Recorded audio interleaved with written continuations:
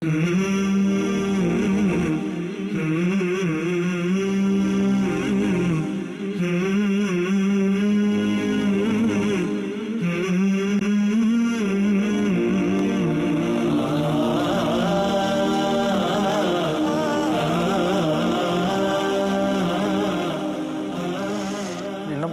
misericordioso, el compasivo, que la paz, las bendiciones de Dios sean con su bendito profeta. Queridos telespectadores, Assalamu alaikum wa rahmatullah, que la paz y la misericordia les acompañen y muy buenas tardes, bienvenidos a Majalis, de hoy, lunes 17 de marzo de 2014, correspondiente al 16 de Jumada primero de 1435 de la era musulmana. Bienvenidos un día más a este programa. Vamos a tratar hoy también un tema que tiene que ver mucho con las enfermedades del corazón, que tienen implicaciones también luego en la vida moral y social de los individuos, de las personas. Y hoy vamos a ver uno más y va a ser el último de esta serie, no por ello es el menos importante, sino veremos que tiene muchísima implicación con las demás enfermedades que hemos visto en los programas anteriores. Estoy hablando de la vanidad, o también lo que se conoce en árabe como el-riya y también al-ghurur. Así que vamos a hablar de este tema, inshallah, sus implicaciones, por qué las personas normalmente caen en esa actitud vanidosa, por qué pretendemos muchas veces aparentar lo que realmente no somos, o digamos vanagloriarnos de aquello que uno tiene, o creernos que tenemos algo que los demás no tienen y que por ello somos mejores. Vamos a hablar de esto, de sus consecuencias en la vida espiritual, moral y social, pero también cómo podríamos, digamos, solventar esta actitud nociva hacia la mismísima espiritualidad del individuo. Y para hablar de este tema, inshallah, conmigo en el programa, y yo con ellos, a los hermanos a mi derecha, Mohamed Said Ali, Mohamed Said, bienvenido. Y a la izquierda, al querido hermano Tawfiq Shadad al-Harraq. Tawfiq, bienvenido. Gracias. Y ustedes también son muy bienvenidos. De nuevo, les reitero una vez más que el programa es suyo y lo hacen también en parte ustedes desde sus casas y también a través de su participación, la cual pueden conseguir a través de la llamada al número 911 73 02 51, 911 73 02 51, y si llaman desde fuera de España pongan el prefijo 0034. Y también lo pueden hacer a través del email majales@cordobainternacional.com, majales@cordobainternacional.com, y también a través de nuestra página en Facebook, facebook.com/majalescórdoba. Y también lo pueden hacer desde sus móviles a través de los mensajes SMS, escribiendo CTV, las iniciales CTV, espacio seguido de su mensaje, y enviarlo al número 25588, 25588. Vamos a empezar por la definición, ¿no? Cuando decimos vanidad, cuando decimos riya o ghurur, ¿a qué nos referimos? Bismillahirrahmanirrahim, alhamdulillah, sallallahu sallam wa baraka ala mulana rasulillahi wa alihi wa sahbihi, en el nombre de Allah, misericordioso y el clemente. Alabado sea Allah, y que la paz y las bendiciones de Allah sean con su amado profeta Muhammad, sus compañeros y familiares y aquellos que siguieron su guía hasta el día del juicio final. Cuando se habla de vanidad o de la ostentación, se habla, como bien has mencionado tú en la introducción, es aparentar lo que no es y intentar estar por encima de los demás, no por mérito ni por ser lo que uno pretende, digamos, transmitir a los demás, y faltando a unos principios de la moral islámica, ¿no? La modestia, el tener en cuenta la base que nos une a todos, la base humana, y lo más importante, que es la intención y el fondo de cada uno de nosotros. Allah subhanahu wa ta'ala, el profeta Muhammad sallallahu alaihi wasallam, en un hadith que debe de ser el lema de cada musulmán y cada musulmana: Inna Allah la yanzuru ila suwarikum wa ajsamikum, walakin yanzuru ila qulubikum wa a'malikum. O en un hadith, ila suwarikum wa amwalikum.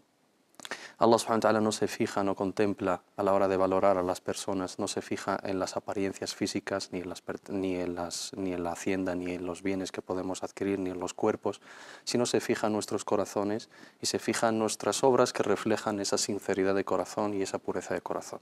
Entonces, el Islam le da muy poca importancia a la apariencia física, a lo que podemos transmitir a los demás por fuera, porque lo más importante, y toda obra, como nos dice el profeta Muhammad sallallahu alaihi wasallam, innamal a'malu binniyat, toda obra depende de su intención.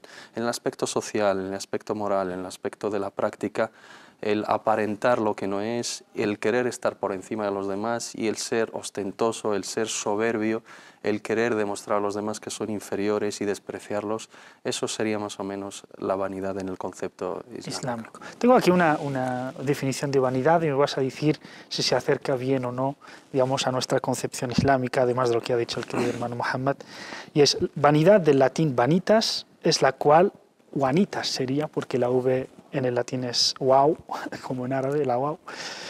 Vanidad del latín vanitas es la cualidad de vano, vacío, hueco, falto de realidad, sustancia o solidez. Este adjetivo está vinculado a lo insustancial, la arrogancia, la presunción y el envanecimiento. Estaría muy cercano a la definición. Pues bastante, la verdad que sí. En este origen latino de la palabra vanidad, pues la concepción islámica no se aleja bastante. Teniendo en cuenta a alguien que dentro de su interior se sienta vacío, pues intenta llenar este vacío por arrogancia, por soberbia, por ostentar a la gente de lo que él no tiene y no es. Y esto yo creo que entran los dos términos que tú mencionaste, ría o el gurur. Es algo que los sabios lo han definido como, pues, a la hora de definir el ría o la ostentación como parte de una vanidad, pues alguien que obra una obra para que la gente lo vea. Y pues es algo que es una manera de engañar, que es un engaño. Hasta la palabra gurur en árabe, de la raíz garra y agurru, gururan o agaruran, es engañar. Engañar a ti mismo, engañar a tu prójimo y engañar a tu creador.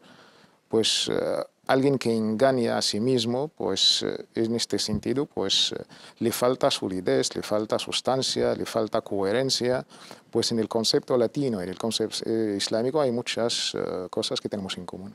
También además en árabe tenemos el ría, tenemos el gurur, también hay una cuestión que a lo mejor, por si no fueran, digamos, suficientes estos dos grandes conceptos, también está el ujb, ¿no?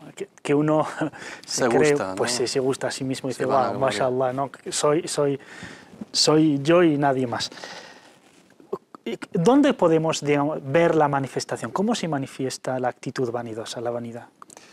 Normalmente va ligado a ese concepto que habéis mencionado los dos, el tema de ser hueco por dentro. Una persona que recurre a ese tipo de conducta realmente necesita sobrepasar un complejo o llenar ese vacío. Una persona que tiene seguridad en sí misma. Y hay que diferenciar entre lo que algunos entenderían con horror, lo que denominamos en árabe izzat al-nafs, no ser una persona con orgullo positivo, y eso es digamos, es una conducta, una práctica querida islámicamente, tener el orgullo, ¿no? Dignidad. Tener dignidad, efectivamente, ser digno, tener respeto, tener mahaba en ciertos conceptos y ciertas personas y ciertos dominios, transmitir una seguridad y transmitir respeto a los demás, eso no entra en el concepto de ser ostentoso, ser vanidoso.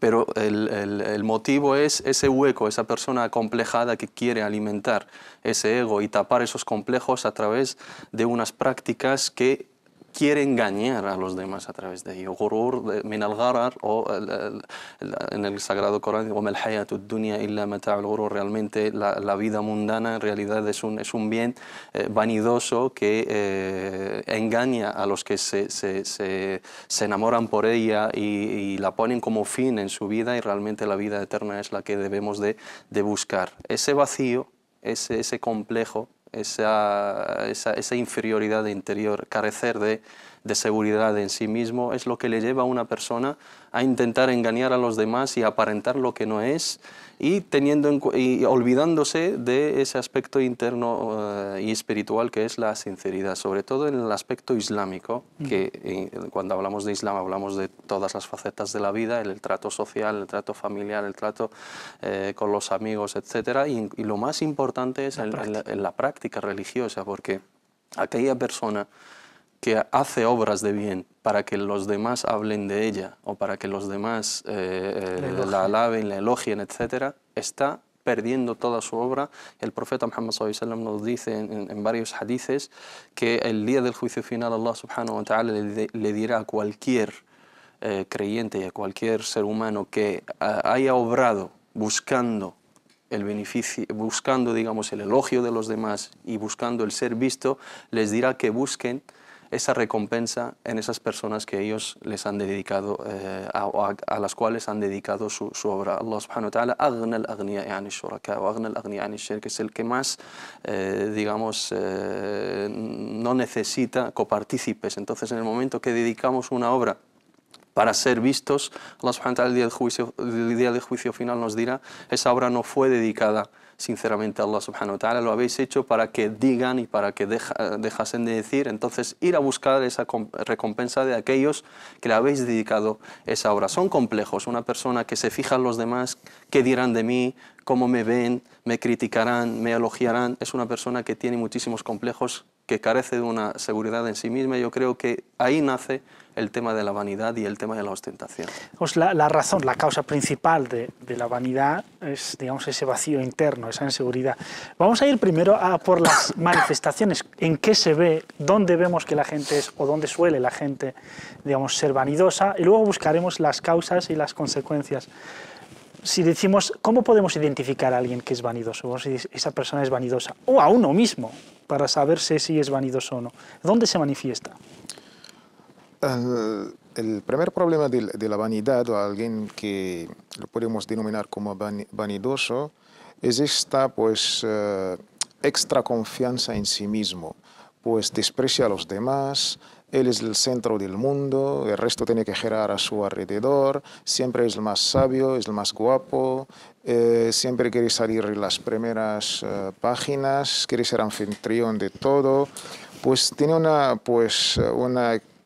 algo excesivo en todo, desde sus opiniones, desde su ropa, en todo. Pues ya incluso podemos, desde la autoconfianza en sí mismo. Tener autoconfianza es algo positivo, pero a cierto límite.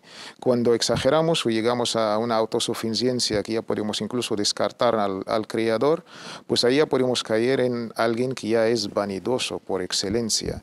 Alguien que tiene ya incluso algo de una idolatría, se siente como él ya es autosuficiente. Esto es curioso porque es algo que compartimos con los hermanos cristianos. Los hermanos cristianos, la vanidad ha sido pues, considerada como uno de los 8 o 7 pecados. Al principio eran 8 tentaciones mortales, destructivas para el alma, pero a partir del siglo VI, me parece, el Papa Gregorio Magno pues la redujo en 7 y dijo que la vanidad es la peor de todas, incluso es la madre del resto de los 7 pecados. Y otro dato más curioso más, según cuando se trata la vanidad de la teología cristiana y sobre todo la católica, a cada pecado de estos 7 pecados le ha relacionado un demonio. A la vanidad se le ha relacionado a Lucifer, a Satanás. Al mayor. Al mayor. Al maestro. Exactamente, a Satanás, que ya es la vanidad en sí misma, por ser, como el Corán en este caso menciona, Ana khairun minh, yo soy mejor que Adam, a mí me has criado del fuego, a Adam le has criado del barro. Y este sentido quizás de esta superioridad, de inflar o de sí mismo, pues le ha valido ser, digamos, el ejemplo por excelencia de la vanidad. Ya vemos estas características, ya podemos decir que esta persona sufre de una enfermedad pues mortal, que es la vanidad. Y también en la mitología griega tenemos el ejemplo de Narciso, que es ya una enfermedad, alguien que de sí mismo piensa que ya es también el centro de todo. Hombre, nuestros telespectadores, algunos seguramente lo sabrán, pero el cuento de Narciso, que es una historia griega, dice que Narciso se gustaba tanto que se miraba, por entonces no había espejos, pero se miraba en el pozo, en el agua, y se miraba y se gustaba y se quedaba buenos ratos mirándose a sí mismo y gustándose hasta que se cayó y murió ahí, murió gustándose. Y salió una flor, ¿eh? Les recuerdo el número del teléfono 911 73 02 51, 911 73 02 51. Podemos decir que una de las grandes características de la vanidad es que uno siempre persigue el elogio de los demás y ello le lleva a lo mejor a veces pues a tonterías como, yo qué sé, tener el mejor coche o las mejores zapatillas o cosas así, ¿no? Incluso temer por las críticas, digamos, un doble carácter, ¿no? El buscar el elogio y el evitar que me critiquen por cualquier cosa. A ver, siempre tengo que gustar a los demás. El centro de mi trabajo o la intención principal es gustar a la gente.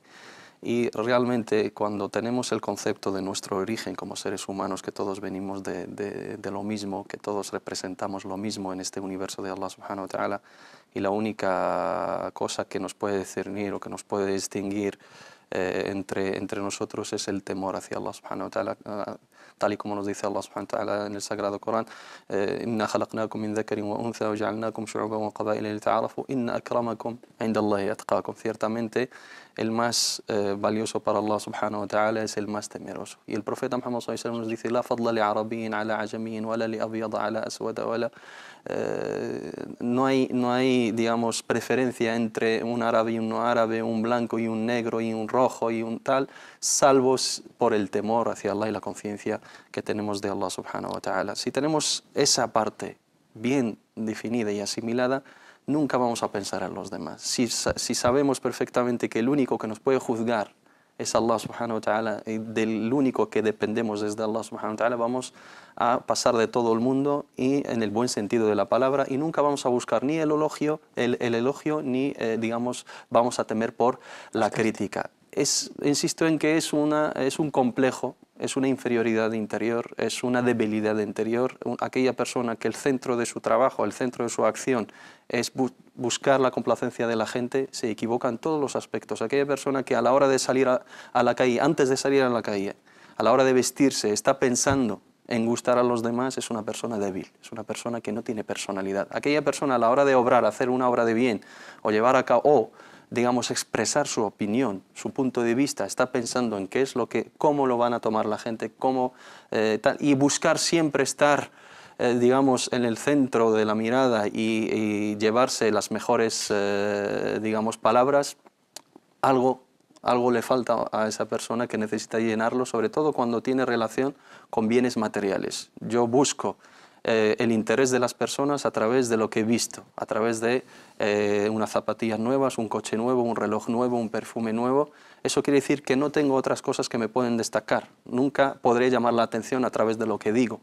Nunca podré llamar la atención a través de lo que escribo. Nunca puedo llamar la atención a través de mi conducta correcta y mis buenos modales. Entonces me faltan muchísimas cosas y necesito rellenarlas o llenarlas a través de la gente. Son personas como yo, que en un momento dado, cuando tienen ciertos problemas o tienen ciertas preocupaciones, no se acuerdan ni de sus familiares más cercanos, ni siquiera se van a acercar, se van a acordar de mí. Entonces, incluso ese elogio no me aporta nada, o esa crítica no me aporta nada, teniendo en cuenta que el único que me puede juzgar y me beneficiar es Allah subhanahu wa ta'ala. La verdadera sinceridad está en cuando uno le dicen cosas buenas o le dicen cosas malas, es para él absolutamente igual. Tenemos con nosotros a Sana, de aquí de Madrid. Salam alaikum, Sana.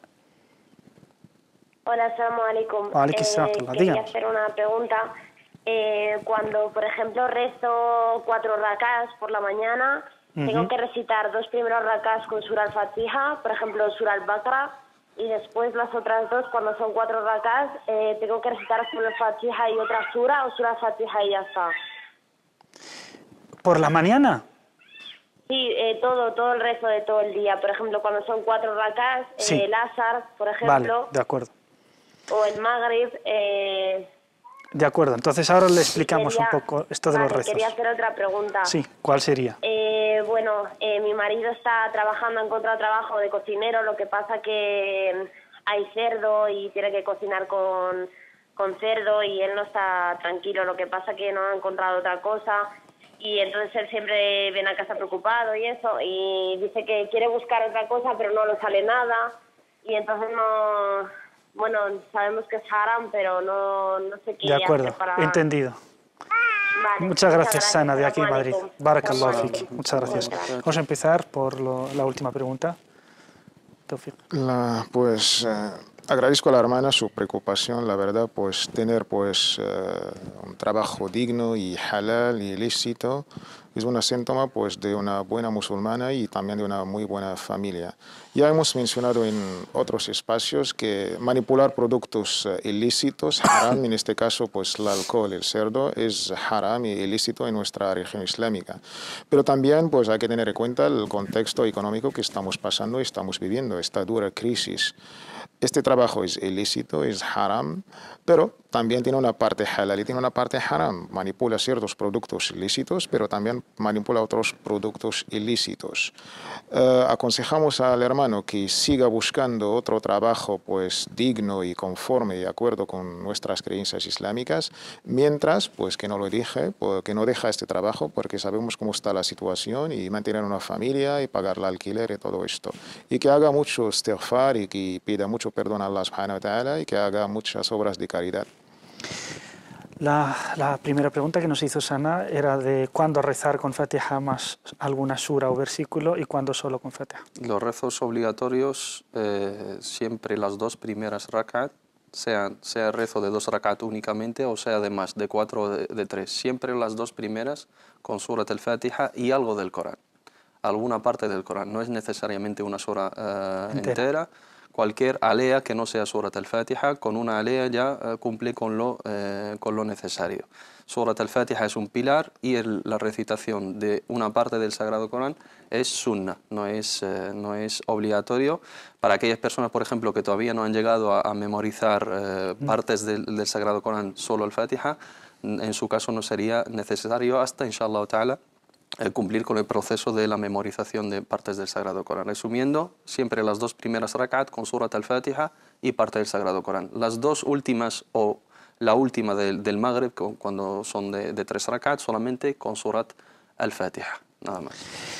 Tenemos una pregunta de un amigo del programa, de Chema Gil, desde Murcia. Desde aquí le mandamos un gran saludo y recordamos que los mensajes, la mitad de su precio va a la causa de los sirios, a los refugiados sirios. Ya lo sabrán, inshallah, y se publicará también en el canal, tanto en la web como en sus pantallas. Nos pregunta si es cierto que el profeta, la paz sea con él, después de la batalla de Badr, al volver a Medina, les dijo a los compañeros que volvemos del yihad, digamos, pequeño a la verdadera yihad, que es contra el ego, contra la vanidad, contra la codicia, etc. Sí, es una tradición muy famosa, incluso ya casi clásica, pero exactamente es de la batalla de Tabuk, no de Badr. Cuando volvieron los Sahaba, el ejército del liderado profeta Muhammad sallallahu alaihi wasallam, pues el imam al-Bayhaqi en su libro Zuhd, el imam al-Nasa'i en su libro Sunan, y también el imam al-Khatib al-Baghdadi en su famoso Historia de Bagdad, Tarikh Bagdad, mencionaron este hadith. Dicho del profeta sallallahu alaihi wasallam, hemos vuelto del jihad menor, que es la lucha, el combate, al jihad grande, que es la purificación del alma y todo esto. Según la mayoría de los clásicos sabios del tema del hadith, este hadith es no tiene fundamento hasta débil. Pero según otros también sabios, este hadith llega a la calidad de débil por la cadena de los narradores. Tenemos Jabir ibn Abdullah, el compañero, y después tenemos Layth ibn Abi Salim. Y Layth ibn Abi Salim ha sido criticado, pues según la mayoría, el imam Muslim le ha narrado otros hadith junto con otros también hombres. El imam Bukhari también le ha narrado unos cuantos hadith, pero ta'liq, no ha llegado a la categoría de muhaqqaq. Pero también tenemos otros sabios, sobre todo hay un libro, yo lo recomiendo a los hermanos, estudioso, que estudia el hadith de una manera pues categórica, científica. Es un libro de el imam al-Hafid Ahmed bin Siddiq, un famoso sabio de origen de Marruecos, que estudió el hadith y llegó a catalogarlo como hasan, con otros, hasanun li ghayrih. Tenemos otros hadith que refuerzan por ejemplo, el hadith de Fadala, que es famoso, el hadith de Abu Huraira en el Musnad, el Imam Ahmad, decía el profeta Muhammad sallallahu alaihi wasallam, al definir el creyente, al mu'minu man aminahu an-nasu ala malihim wa a'radihim, el mujahid, aquel que jahada nafsahu fi dhatillah. El luchador o el mujahid es aquel que lucha pues haciendo un combate contra su ego y su alma. Entonces, mi opinión humilde, wallahu a'lam, que este hadith pues llega a ser hasan li ghayrih, llega a ser bueno acompañado, apoyado por otros. Por otros hadiths, no, además de lo que no hay duda, eso en cuanto a su cadena de transmisión, de lo que no hay duda es sobre su contenido, su significado, también por su contenido. Para no justificar ciertas desvíos, pero su contenido, digamos, en general es muy apoyado. No significa que luchar contra el ego quita la responsabilidad de luchar por la comunidad.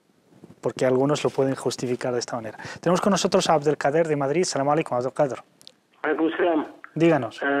والله سؤال بس انا بحكي لك في عندي انا tengo una hipoteca. ¿Cómo? Tengo una hipoteca de casa, estoy pagando una hipoteca. Sí, estás pagando una hipoteca. Habla tranquilo. Exactamente, sí. Ujú. Entonces yo tengo un dinero en el banco, Sí. depositado justamente el dinero que me queda de la hipoteca. Sí. Lo tengo ahí apartado, por si alguna desgracia, o sea, me ocurre algún desgracia para tener respaldo, es decir, no, ese dinero no lo toco. Tiene un dinero en el banco. Sí. Y le queda cierto dinero que pagar por la hipoteca. Y lo que está preguntando es si... El equivalente al dinero que me queda de la hipoteca. Sí. Sí, entonces quiero saber si ese dinero Sí. no cobro interés por él, solamente está depositado ahí en el banco depositario. Quiero saber si puedo pagar a Zakat por esto o no. ¿Tiene la pregunta? No del todo. ¿Es un dinero que tiene ahorrado en el banco? Sí. ¿No, Abdelkader? Sí, el dinero... Y tiene parte de la hipoteca pendiente. Y ese dinero No, justo. cubre la parte que le queda de la hipoteca. Es lo que he entendido. No, el dinero ese que tengo en el banco justamente es el dinero que me queda por pagar la hipoteca. Vale. De acuerdo. La pregunta es si paga lo que queda de la hipoteca. No, quiero saber si de ese dinero debo pagar Zakat o no. Vale. De acuerdo. Muchas gracias. ¿Tiene alguna otra deuda? ¿Tiene alguna otra deuda? Solo la deuda de la hipoteca. No más que esto. De acuerdo. Pues muy bien, Abdelkader, muchas gracias por la pregunta, muy interesante. A los ustedes. Barakallahu fik. ¿Qué le decimos? Yo le diría que pagase la hipoteca con el dinero que tiene ahorrado, porque es Medín, que tiene una deuda, es una persona, que es una categoría que no le corresponde pagar el zakat porque tiene un dinero pendiente, aunque tenga, digamos, una deuda, aunque tenga, digamos, al nisab, la parte mínima sobre la cual sacamos ese porcentaje obligatorio del zakat.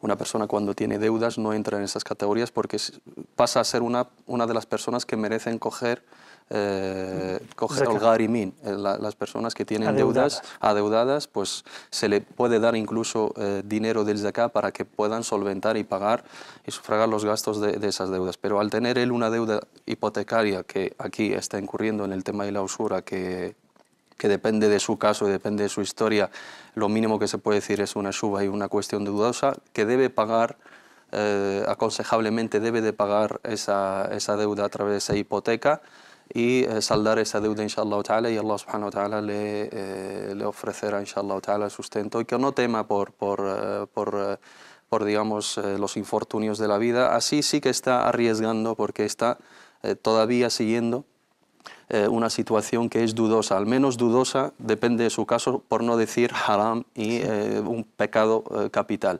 Si tiene la posibilidad, alhamdulillah, de saldar esa deuda y esa hipoteca y estar libre y a cero, y luego iniciar, digamos, otra situación económica y seguro que Allah subhanahu wa ta'ala le ayudará, mejor. En el caso de que sea una extrema necesidad y no puede, digamos, saldar esa deuda ahora por otros motivos, al ser endeudado no le corresponde sacar el zakat. Claro, entonces además, bueno, primero no tiene por qué sacar zakat porque ese dinero forma parte de una deuda que tiene que saldar. Pero aquí además lo de la hipoteca, si es sospechoso, dudoso, que es solo para casos extremos, en este caso se cae, es decir, tiene que pagar ya aproximadamente. Efectivamente. Porque está en una situación de usura. Efectivamente. Por tanto, tiene que terminar lo antes posible con la situación de la hipoteca. Y aparte, al endeudado, y se ahorra un dinero, claro, también. El endeudado se le exime del zakat porque está en una situación de necesidad y quiere saldar su deuda. Exacto. Si tienes una deuda y no la quieres pagar, entonces ahí entras en otra situación. Ya deja de ser endeudado porque Exacto. tienes una deuda que no te exigen ya. Y aparte es usura, es mejor saldarlo. Claro, además le digo que se ahorra un dinerito que se lleva el banco, porque cuanto más tardas pagas siempre intereses ahí. Nos vamos a una pequeña pausa y volvemos inmediatamente después. Hasta ahora.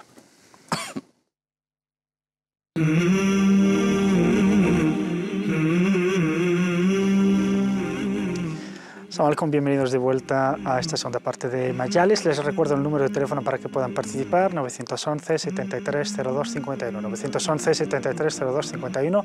Tenemos con nosotros a Nadia de Ceuta. Assalamu alaikum, buenas tardes, Nadia. Alaikum salam, buenas tardes. Díganos. Pues no, yo quería preguntar, yo es que soy una persona que cuando escucho algo siempre me gusta transmitirla a mis hermanas. Mashallah. musulmanas. Buena o mala, todo lo que escucho del Islam me gusta transmitirlo. He escuchado esto, pues digo esto. Mohamed Said había comentado en otro programa de que el Fajr era obligatorio, es obligatorio rezarlo. Y yo lo he transmitido a muchas hermanas mías, amigas, y me dicen que no es obligatorio. ¿El qué? Fajr. El Fajr. Ah, El de Fajr, acuerdo, de sí. acuerdo, de acuerdo. No. Ok. Esa es la primera. El khutbah del viernes aquí en Ceuta fue que nosotros, los musulmanes, tenemos que aprender el árabe. Obligatorio. Porque Sí. Sayyidina Adam hablaba el árabe fusha. Allahu Akbar. Es así, tal como lo dijo en el khutbah. Y yo pregunto a mi marido todos los viernes, ¿qué ha dicho ¿De qué ha sido hoy el khutbah? Y De me acuerdo. dice, pues hay que aprender el árabe, hay que aprenderlo, obligatorio hay que aprenderlo, porque somos musulmanes. Pero no este árabe que estás hablando tú, Nadia, sino el árabe verdadero. Y cuando se lo De acuerdo. transmito a otras personas me dicen que no, que De acuerdo. ¿Alguna pregunta más, Nadia? pues eso, que Sí, el pues Fajr sí, y el árabe. que sobre el árabe que es obligatorio aprenderlo. De acuerdo. Muchas gracias, Nadia, desde Ceuta. Pues antes de Muchísimas gracias. a ti. A usted. Hasta luego. Antes de estas dos preguntas de la hermana Nadia, te paso otra pregunta que nos ha llegado por SMS. Dice si es lícito que una mujer aparezca en catálogos de moda con hijab Con ella. o que haga desfiles de moda también con hijab, si es lícito o no. Yo creo que la hermana se está haciendo una confusión entre dos términos un poco. Una hermana con hijab ya tiene digamos, una personalidad islámica con unos valores islámicos, y de ahí a la cultura capitalista, la cultura que es culto al cuerpo y la moda, pues son valores que no necesariamente vamos a compartir. Ya sabemos lo que es la cultura de la moda. Es un producto más en la sociedad del consumo que padecemos, lamentable. Pues una hermana con su hijab, el hijab ya es lo de menos. Y creo que aceptamos esta cultura capitalista salvaje, que la mujer es un producto más en la sociedad de consumo, se vende de una manera pues excepcionista. Aconsejamos a la hermana que son dos mundos totalmente pues opuestos. Algo los sabios han hablado de unos términos un poquito, para mí un poco quizás idealistas, solamente mujeres entre mujeres y con hijab y unas condiciones que suenan un poco a veces metafísicos. Cuando ya nos metemos en este mundo, pues tememos mucho por nuestros valores islámicos y por nuestras hermanas. Yo creo que es un mundo con unos valores opuestos. Nosotros los musulmanes hasta ahora no tenemos una alternativa a esta... Están apareciendo, yo creo que por eso lo pregunta la hermana, están apareciendo ciertas revistas en algunos países, en los Emiratos Árabes, etcétera, dedicadas a la mujer y en donde se ven desfiles de moda, hijab de Dior, ¿no? Sí. Cosas así. Entonces, si están apareciendo en algunos países, si te dice, oye, ¿eso se puede o no? Y luego, evidentemente, va a decir, oye, puedo ser modelo, pero... O luego los concursos de Miss, ¿no? Miss musulmana, Miss no sé qué. Pues es la vanidad pues misma, pues es lo que estamos hablando. Es la vanidad ahora como producto que vende en el mercado. Podemos hablar de algo así, con ciertas condiciones y limitaciones, solamente entre mujeres, con condiciones islámicas y tal. Yo creo que solamente estamos hablando en el aire. Cuando entramos en este mundo, este mundillo incluso, ya no podemos ni controlar, ni sabemos dónde vamos a llegar. Yo creo que sería mejor, pues, un tema que todavía ni la inteligencia islámica, ni los medios islámicos, como desde el mundo del pensamiento teórico hasta el mundo económico palpable, todavía es un mundo que yo, la verdad, no tengo una respuesta así. Aconsejo a la hermana que se aleja, desde mi punto de vista humilde, pero quizás mañana ya podemos decir otras cosas. Sí, también yo es creo verdad que también hablar de hijab en esos contextos, yo creo que también es hacer demagogia. O sea, la única diferencia que suele haber entre ese tipo de desfiles y otros desfiles de esas marcas que tú has mencionado es el velo, no es el fular que se lleva en la cabeza, y eso no es hijab. El hijab es el conjunto de toda la Y vestimenta. una conducta. Y una conducta. Una manera de ser. Y una castidad y un pudor y un respeto. Si eso se falta, que lleve la mujer el hijab que ella quiera, si faltan esos conceptos que van siempre ligados, ese respeto, esa forma de ser, esa conducta, por muchos trapos que pueda llevar, no le sirven de nada. No, y sobre todo porque lo que acaba de decir Taufik es muy profundo, es que algunos valores materialistas, capitalistas, se están penetrando debajo del velo y se están metiendo en la cabeza y creemos que se puede hacer o vivir igual que una vida de alguien que no cree en Dios y luego solo disfrazarlo con una barbita o con un velo, que esa es la diferencia.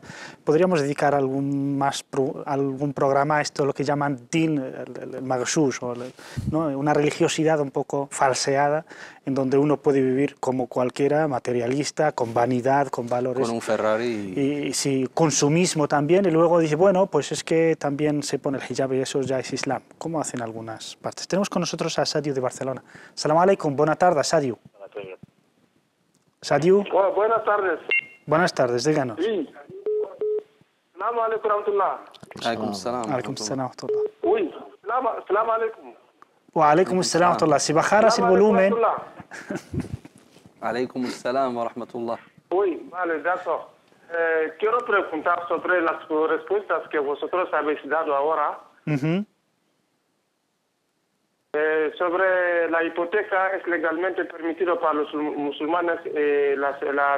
Otra pregunta de cerdo que la mujer había preguntado, si en cualquier caso, un caso de como estamos en esta situación, estamos permitidos a trabajar, hacer un trabajo de cerdo para vivir o vino, algo así, que la situación sea demasiado crítica o fatal, no sé. Por eso quiero asegurarme. Entonces preguntas por la hipoteca y por la cocina. No, primero por la hipoteca, por los musulmanes, ¿está permitido? No hemos dicho eso. No. No hemos dicho, lo ha entendido mal. Yo pregunto. Vale. De acuerdo, la pregunta sobre la hipoteca, ¿cuál es la segunda? La segunda es el trabajo de vino, Sí. el trabajo de vino o de cerdo, ¿está permitido? De acuerdo. ¿Alguna más? Eso. No, ya está, gracias. Muchas gracias, Sadio. Merci. Okay. De forma muy escueta, porque se ha repetido varias veces, pero vamos a hablar de los dos temas para que Sadio nos entienda bien y que no haya entendido. De forma muy sencilla, muy simple, por favor, prestad atención, porque muchas veces solo sabemos de sí o no, sabemos de blanco o negro, y la realidad no es así, no es blanco y negro, son muchísimas más cosas. Así que vamos a ir, casi nos vamos a repetir, pero bueno, hipoteca. Hipoteca es una transacción financiera considerada ilícita islámicamente porque se basa sobre la usura, arriba. Es dar un interés por un crédito. Prestar un dinero, pero a la hora de devolverlo, devuelvo más de lo prestado. Eso en el Islam es prohibido y es uno de los grandes pecados o los pecados capitales, kaba'ir ad-dhunub, y aquella persona que incurre en ello está declarando la guerra a Allah subhanahu wa ta'ala y se está, exponiéndose al castigo en esta vida y en la otra. Esa es la base y no hay ningún sabio en el Islam que niega esta verdad, y todos los musulmanes y todos los sabios del Islam antiguamente y recientemente, cuando hablan de la riba y cuando la clasifican como un pecado capital. Se da la situación de las minorías en un contexto occidental donde no hay alternativas islámicas y donde hay una extrema necesidad de recurrir a ese tipo de transacciones financieras por necesidad.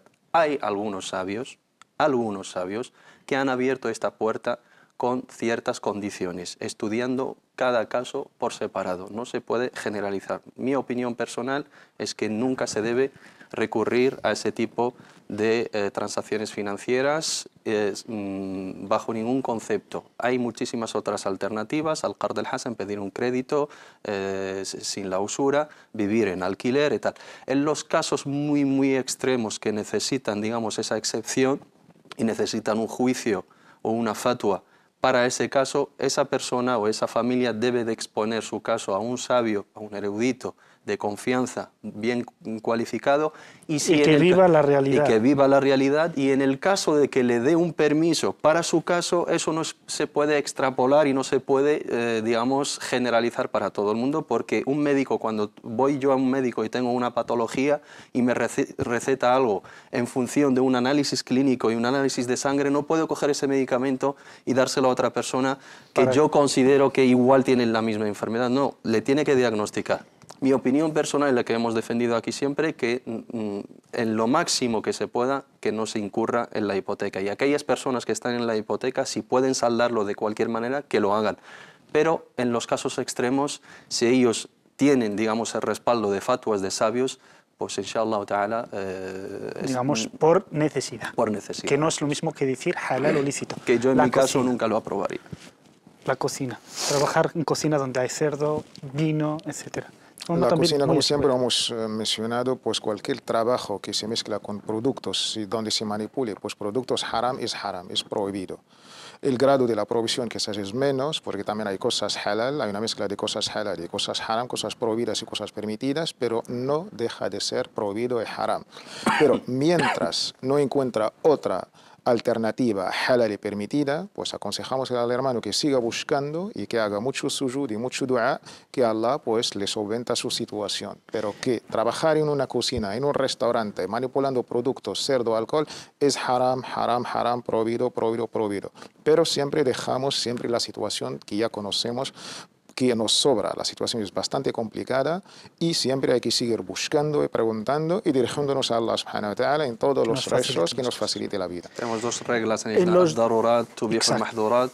Las extremas necesidades permiten a veces lo prohibido, y ad-darurat tuqaddaru biqadriha. Y esas extremas necesidades hay que valorarlas según se evalúan. Se evalúan. Entonces, las cosas son claras. Ambas cosas solo se pueden incurrir en una hipoteca o trabajar en un restaurante, etcétera, aquí solo cuando la necesidad es extrema y al mismo tiempo no hay alternativa. Cuidado, cuando no hay alternativa. Si hay alternativa, aunque estés muy necesitado, tienes que ir a por esa alternativa. Aunque ello te lleve a un trabajo menos remunerado o a una casa más barata para que la puedas comprar con menos hipoteca. Las cosas creo que habrán quedado claras. Tenemos con nosotros a Saida de Madrid. Salam alaikum, Saida. Salam rahmatillah. Mira, mi pregunta es que estoy trabajando en una peluquería. Sí. Y es de hombres y mujeres, ¿vale? Y entonces, yo llevo ahí, por ejemplo, más o menos 7 años trabajando. Sí. Y mucha gente pues me dice que es haram y tal, y yo me agobio con ese trabajo. La verdad que no me gusta desde hace mucho. Y entonces, lo tiempo que llevo ahí, pues claro, no me quieren darme derechos para salir de ahí. Entonces, claro, quería preguntar si es verdad, es haram. O ¿Cuál es tu función exactamente? ¿Seguir trabajando allí o no? Peluquera. Porque vamos a ver, hacemos de todo, o sea, de hombres, mujeres. Saida, ¿te refieres a que tú como peluquera tienes que cortarle el pelo al cliente que venga, sea chico o chica, hombre o mujer? O sea, da igual, de depilación, o sea, de todo. De acuerdo. ¿También depilación? Sí. De acuerdo. Bueno, depilación nunca me ha tocado un chico, pero bueno, para hacerle las cejas, por ejemplo, y lavar la cabeza, pues cortarle también. De acuerdo. Muchas gracias, Saida. ¿Alguna pregunta más? No, nada más eso. Muchas gracias por la pregunta. Que nos hemos dejado las preguntas de Nadia. Vamos a responder de esta de peluquería y luego volvemos a las preguntas. Está más o menos en la misma situación que los hermanos que han expuesto el caso de trabajar en algo ilícito. Muchas de las prácticas que ha mencionado en su trabajo son al menos dudosas, por no decir ilícitas o prohibidas, porque entra también el tema del NAMS y de practicar el NAMS para ciertas personas, también cortarle el pelo a un varón y tener un contacto físico. Pero el NAMS, por ejemplo, de arreglarse cejas, etcétera, para musulmanes es ilícito, para los no musulmanes. No, ya lo hemos dejado detallado, pero con ciertos límites, ¿no? Que, no, porque algún gobernante árabe dice vendemos alcohol en nuestros países, pero para no musulmanes. No me refiero a eso, digo, los límites que hemos puesto y las condiciones que hemos puesto no se van a respetar seguramente en ese contexto. Y luego el tema de... yo le voy a decir a la hermana, ya que ella lo ha mencionado, dice que ella interiormente no se siente cómoda. Y el profeta Muhammad sallallahu alaihi wasallam dice: "Stafti qalbaka wa la aftaka an-nas". sigue el instinto de tu corazón porque el munkar, el pecado, es aquel acto que hacemos que no queremos que la gente nos vea hacerlo y interiormente nos sentimos incómodos, sin que nos digan que esa cuestión es mala o buena. Si la persona se siente incómoda con lo que está haciendo, no le gusta que la gente le vea hacer ese trabajo, ella se lleva un sustento a su casa que para ella al menos es dudoso, la misma respuesta. Si no tiene otro medio... En este caso creo que es incluso que es un poco peor, porque no se va porque no pueda, sino porque quiere el finiquito. Ahí iba, si tiene una extrema necesidad, que si abandona ese trabajo va a estar en una situación crítica, está manteniendo una familia, independientemente del tema de los derechos legales. Pero si es una cuestión solamente de derechos legales y que se quiere llevar una indemnización, etcétera, yo creo que aquí debería valorar su estado con Allah subhanahu wa ta'ala y llevar un sustento halal a su casa, que ella esté cómodamente y que no tenga ese estrés y esa carga de conciencia antes que, digamos, unos miserables cientos de euros. Nadia nos dice que el imam en la jutba ha insistido en aprender árabe y que es obligatorio e importante. ¿Es cierto? Pues más o menos sí. El árabe es un medio pues imprescindible para aprender el Corán, el libro de Allah subhanahu wa ta'ala. Y el libro de Allah subhanahu wa ta'ala está en árabe.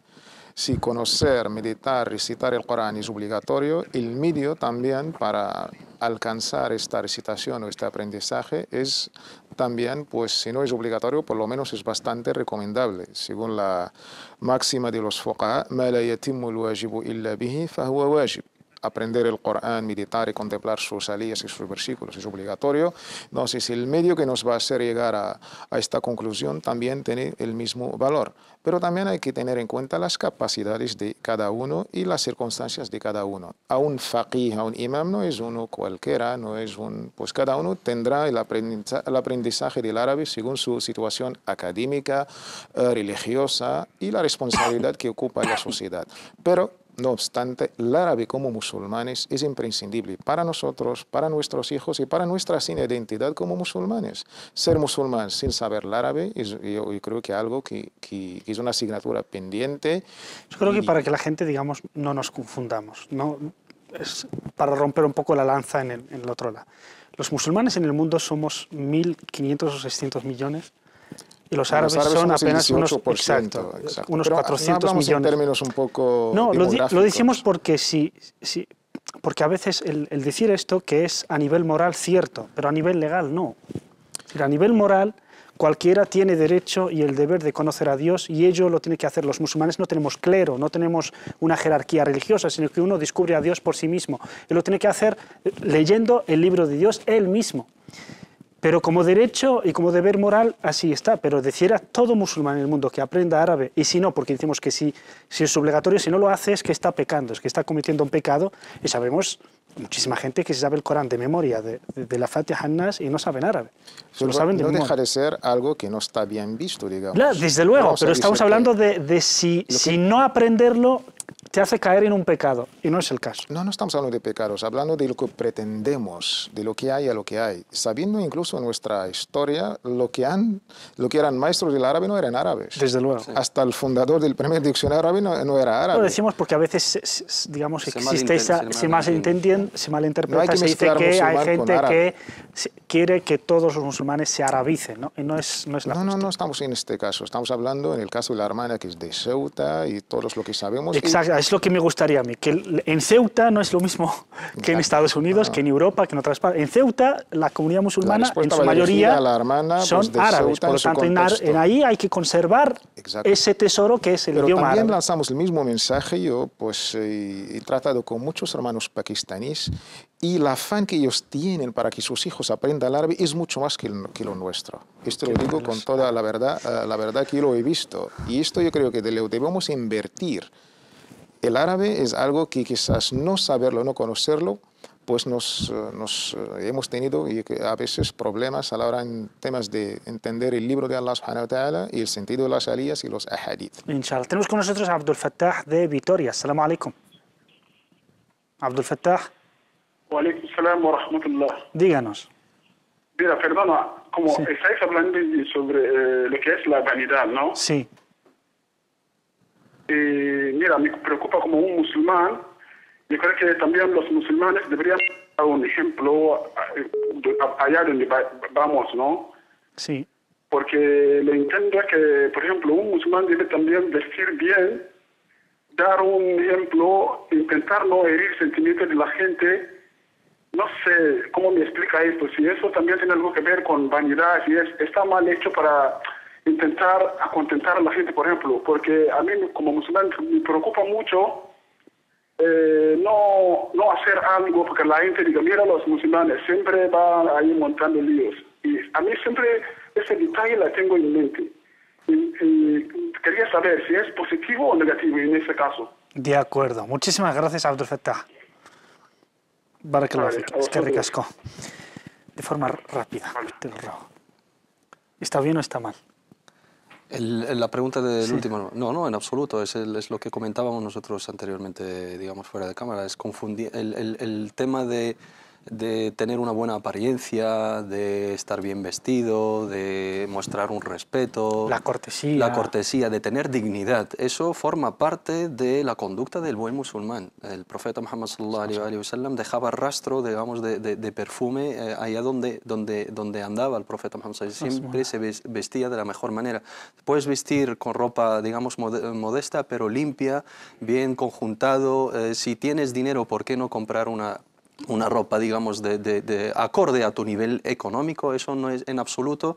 La vanidad tiene, digamos, relación con lo interior, con lo espiritual. Puedes llevar ropa muy modesta, pero puedes tener una vanidad, digamos, extrema. Y puedes vestirse de las mejores marcas y puedes ser una persona de las más modestas, porque esas cuestiones no te mueven, esas cuestiones no te llaman la atención y no son fundamentales en tu conducta. Te guías más por lo interior que con lo exterior.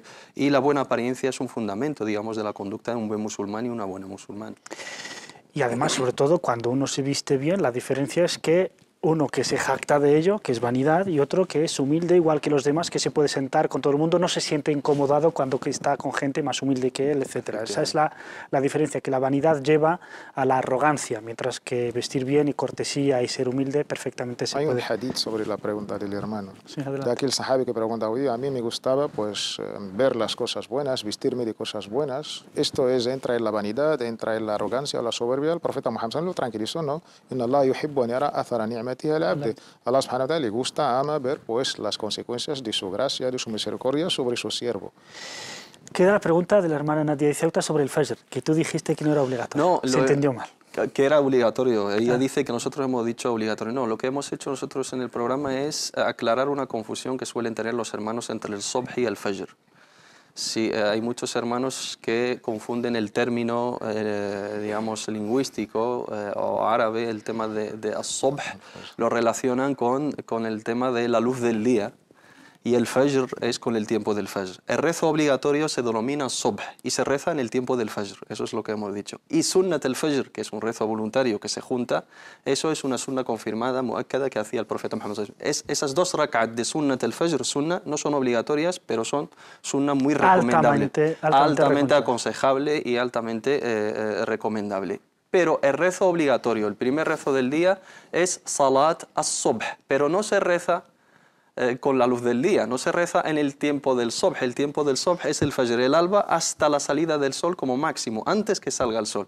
Y muchos hermanos confunden ese término. Se levantan, rezan el fajr, incluso en la mezquita, en el jama'a, y cuando se levanta por la mañana, a las 9 de la mañana o a las 8, vuelve a rezar el subh, pensando que es una sala diferente que al fajr. Lo que hemos aclarado es, el subh es obligatorio, pero en el tiempo del fajr se denomina salat al-subh o salat al-fajr también. Y la otra sala o el otro rezo es la sunna del fajr, que son dos rezos. Una persona que se levanta del tiempo del fajr hasta la salida del sol tiene que rezar 2 rak'at obligatoriamente y muy recomendablemente juntarle otras 2 rak'ats antes, que son sunnat al-fajr, eso es lo que hemos dicho. Esto pasa porque mucha gente no va a la mezquita. Quien va a la mezquita aprende, es muy fácil. Porque lo que es obligatorio es la oración comunitaria, la que hacen los musulmanes después del adhan al-fajr, después de la llamada a la oración del fajr. Pasan un cuarto de hora, 20 minutos, media hora, según la zona. La gente reza sus 2 rak'ats, que son sunna del fajr. Pero luego se junta la comunidad y reza la oración obligatoria, que es el subh. Si uno no lo hace en la mezquita, lo tiene que hacer igual en casa. Pero esa es la obligatoria y que sale su tiempo, digamos, con la salida del sol. Al final no vamos a terminar para nada el tema de la vanidad, a lo mejor volvemos mañana con el mismo tema, pero tenemos una última pregunta. Una hermana, tiene 39 años, se ha hecho musulmana hace poco y nos pregunta, tiene su duda, si es obligatorio contraer matrimonio. Bueno, ojalá que sí. Deseamos a la hermana que encuentre su media naranja y lo deseamos todo lo posible. Obligatorio no es. No ha encontrado de momento la persona adecuada. Si está obligada, es decir, entiendo que si no está casada es como si estuviera incurriendo en algún pecado. Los sabios han tenido ciertos debates sobre el veredicto del matrimonio, entre lo obligatorio, recomendable, prohibido, los 5 pues, juicios conocidos.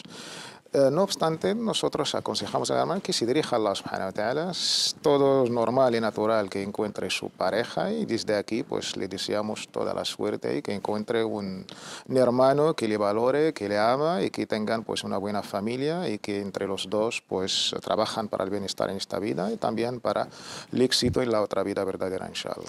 Depende del caso de cada persona. Como base es muy recomendable y es una de las finalidades incluso de Sharia, digamos, el formar familia, el nasab, etcétera, y buscar esa paz interior y complementar nuestro din con otra persona que nos ayude a formar esa familia. Pero hay situaciones en las cuales se convierte en una cuestión obligatoria para aquella persona que pueda incurrir en el haram. Se debe casar, si tiene la alternativa de casarse, ¿por qué va a estar sufriendo? Una persona que va a estar sufriendo sin estar casada, pues debe de casarse. Una persona que no necesita en absoluto y ni entra en sus planes, algo bueno no está haciendo, pero no está faltando a un pilar del Islam, desde luego. Pues Mohamed Said, muchísimas gracias. Gracias a ti. Tawfiq Stadi, muchísimas gracias. Y a ustedes, muchísimas gracias de estar ahí un día más. Volvemos mañana a la misma hora de siempre. Y veremos si seguimos con el tema de vanidad o vamos a por el tema de familia, que nos preocupa muchísimo y que la pregunta última está sobre el matrimonio, es su fundamento. Hasta mañana a las 5:30, sean felices y que la paz les acompañe. Assalamu alaikum wa rahmatullah.